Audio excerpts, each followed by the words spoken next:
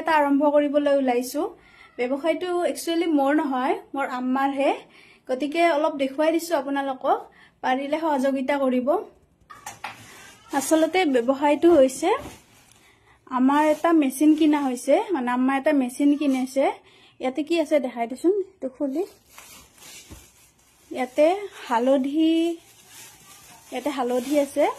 ওচৰৰে এঘৰে হালধি দি কৈছে খুন্দিব এয়া হল আধা খুন্দা হালধি আৰু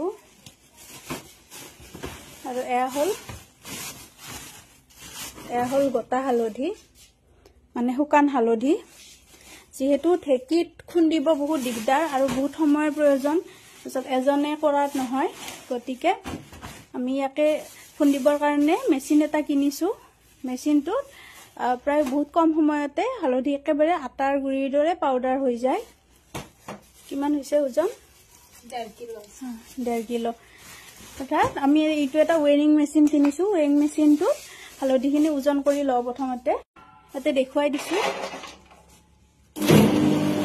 এইটো হল ইয়াতে হালধিখিনি দিয়া হয়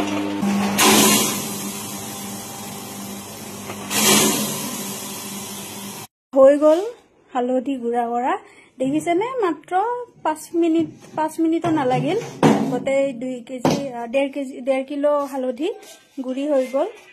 গুড়ি হালধিখিনি এতিয়া উলিয়া হল হালধিখিনি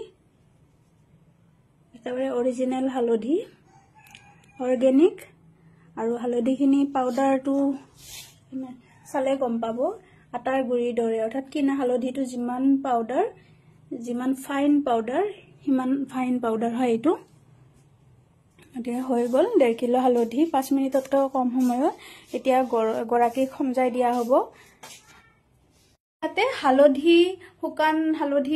শুকান আদা এবিলাককে ধৰি মাহ মগু দাইল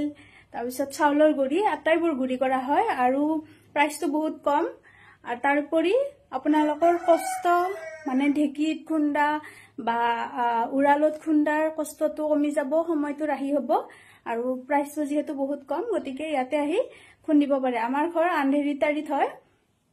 আৰু আপোনালোকে জামবাৰী আন্ধেৰিতাৰি আলিকাখ বা জামবাৰী অঞ্চলটো যিখিনি আছে ইয়াৰ পৰা ওচৰতে হয় গতিকে আহি ইয়াৰ পৰা খুন্দি নিব পাৰে আৰু আম্মাই ষ্টাৰ্ট কৰিছে ব্যৱসায়টো সৰু হলেও ঘৰৰ ব্যৱসায় আম্মাই কৰিবলৈ ইচ্ছা কৰিছে গতিকে আমিও সহযোগ কৰিম আপোনালোকৰ সহযোগিতা আগবঢ়াব আৰু কিবা যদি আছে আনিব ইয়াতে গুড়ি কৰিবলৈ মাত্ৰ 5 মিনিটতে কৰি দিয়া হ'ব